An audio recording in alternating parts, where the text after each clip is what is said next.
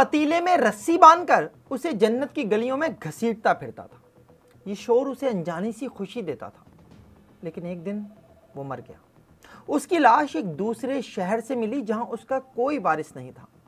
शनाख्त होने में कुछ वक्त लगा और जब शनाख्त हुई तो वो दो शहरों के दरमियान तनाज़े का सबब बन गया। दोनों शहरों के बासी उसे अपना कह रहे थे। मामला किसी तरह निपटा तो उसकी नमाज़े जनाजा में इंसानों का समंदर उमड़ आया और अब उसका मज़ार बना दिया गया है ना मज़े की कहानी। और ये सब इन्हीं दिनों हुआ है जन्नत नज़ीर कश्मीर में, जहां अब एक मज़ार पतीले की सरकार के नाम से है। ये कहानी मैं आज आपको सुनाऊंगा और इस जैसी मज़ीद कहानियां भी अगर आप सुनना चाहते हैं तो मेरे चैनल को सब्सक्राइब कीजिए, वीडियोस को लाइक और शेयर कीजिए और कमेंट सेक्शन में जाकर कमेंट करना ना भूलिएगा। अगर 6 जून से पहले आप आज़ाद कश्मीर के दारुल हुकूमत मुजफ्फराबाद में होते तो मुमकिन है आपको एक अजीब सी आवाज़ सुनाई देती, किसी बर्तन को ज़मीन पर घसीटने की, और आप एक ऐसे किरदार से मिलते जिसे ज़मीन पर बर्तन घसीटना अच्छा लगता था। ये शख्स गुज़िश्ता कई दिहाइयों से मुजफ्फराबाद की गलियों, सड़कों और चौराहों पर इसी हाल में नज़र आता था। और मुझे याद है आज से कई साल पहले जब मैं अपने प्रोग्राम FIR की शूट के लिए मुजफ्फराबाद गया था तो ये मंजर मैंने भी देखा था। ये शख्स मोहम्मद लियाकत था, एक ऐसा शख्स जिसकी दिमागी हालत ठीक नहीं थी। मुजफ्फराबाद का शायद ही कोई ऐसा शख्स हो जो लियाकत से वाकिफ़ ना हो, क्योंकि ये कोई 1-2 दिन की बात नहीं है, ये किस्सा 40 बरसों का है। लेकिन इसी महीने यानी 6 जून को ईद उल अजहा से एक रोज़ पहले मोहम्मद लियाकत, जिसे लोग उससे मशहूर बास किस्सों की वजह से अब लियाकत साईं भी कहने लगे थे, अचानक शहर से गायब हो गया। और ये अक्सर हो जाता था। लियाकत साईं मुजफ्फराबाद से इस्लामाबाद जाने वाले किसी भी शहरी को रोककर उसकी गाड़ी में बैठ जाता और इस्लामाबाद या मरी चला जाता और फिर इसी तरह वापस आ जाता था। लेकिन इस बार ऐसा नहीं हुआ। मुजफ्फराबाद में तो ये नामी शख्सियत हैं, इनको हर बंदा ही जानता था। तो फिर ये हुआ कि इन्होंने पतीले वाला जिसको भी रोकना, इन्होंने किसी को रोकना गाड़ी पे, सड़क पे किसी को रोकना, वो हर बंदा इनको पतीला ले के देना एजाज़ समझता था। यहाँ पे हमारे जो वज़ीर आज़म हैं वो हैं, उसके बाद मिनिस्टर हैं, कोई भी ऐसा जो है, इनको अपनी गाड़ी में बैठाना भी लोग एजाज़ समझते थे। फिर इन्होंने ऐसा करना कि जिसके साथ बैठ जाना, इनको ज़्यादा बात नहीं करते थे, तो ये इन्होंने कहना जी चलो चलो, बस ऐसे ही उनको था। वो बताते थे जिधर लेके जाने का। वापसी का तो नहीं था, आसानी से वापस नहीं आते थे। पहले इनका स्टेशन होता था, ये जाते थे कोहाले तक जाते थे, फिर आहिस्ता आहिस्ता मरी जाने लग गए।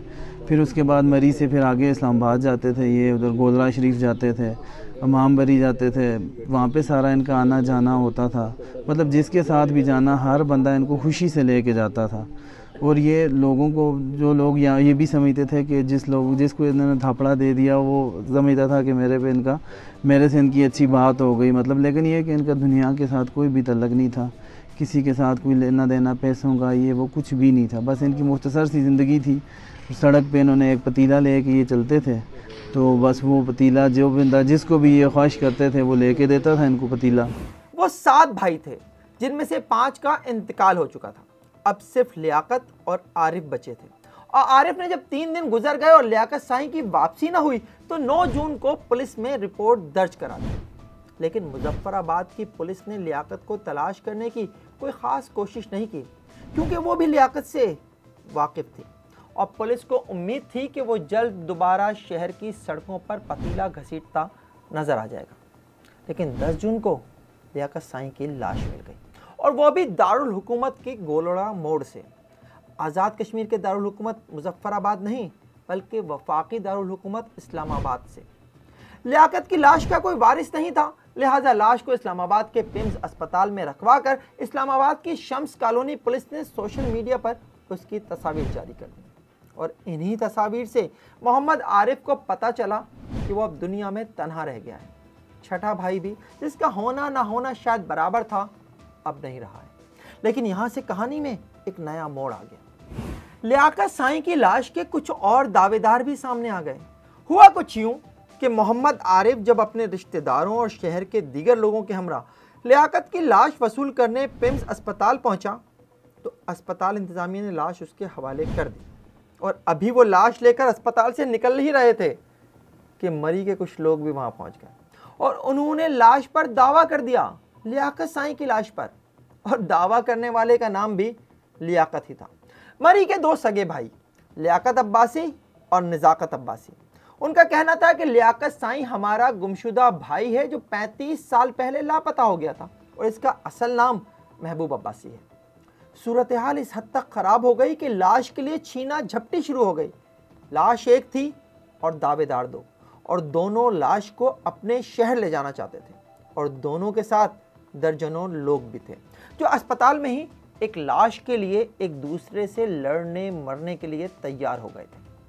सूरत हाल जब ज़्यादा बिगड़ी तो अस्पताल इंतजामिया ने दोनों ग्रुपों को ही लाश देने से इनकार कर दिया और लाश वापस सर्द खाने में रखकर ताला लगा दिया गया। और यहाँ से कहानी में मज़ीद ट्विस्ट आ गया। ओलड़ा शरीफ जाके वहाँ पे करीब जाके वहाँ पे इनका वसाल हुआ वहाँ पे। फिर उसके बाद ये पिम्स में इनकी नामालूम की हो गया, मतलब इनका जनाजे से मुतल्लिका कुछ खबर चल गई। तो क्योंकि इस्लामाबाद पुलिस ने खबर चला दी फेसबुक के ऊपर, तो फिर मरी वाले भी उठाए, कोई उनका भी हो गया जी, उन्होंने बोल दिया जी हमारे भाई हैं। लियाकत के भाई होने के दावेदार मरी के रिहायशी अदालत पहुंच गए और मुजफ्फराबाद के दावेदार भाई ने मुजफ्फराबाद की इंतजामिया से रब्ता कर लिया। नज़ाकत अब्बासी की जानिब से इस्लामाबाद की अदालत में मुकदमा दायर कर दिया गया कि लाश हमारे हवाले की जाए, जिस पर अदालत ने हुक्म दिया कि लियाकत साईं की लाश का DNA कराया जाए और उसके बाद लाश वर्सा के हवाले कर दी जाए। लेकिन दूसरी जानिब मुजफ्फराबाद की इंतजामिया ने इस्लामाबाद के डिप्टी कमिश्नर से रब्ता करके इस बात की तस्दीक की कि लियाकत साईं मुजफ्फराबाद का ही रिहायशी है और लैंड रिकॉर्ड और दीगर दस्तावेज़ात में इस बात का सबूत भी मौजूद है। इसके बाद लाश लियाकत साईं के भाई मोहम्मद आरिफ के हवाले कर दी गई, लेकिन उस वक्त तक भी सूरत हाल पूरी तरह से काबू में नहीं आई थी।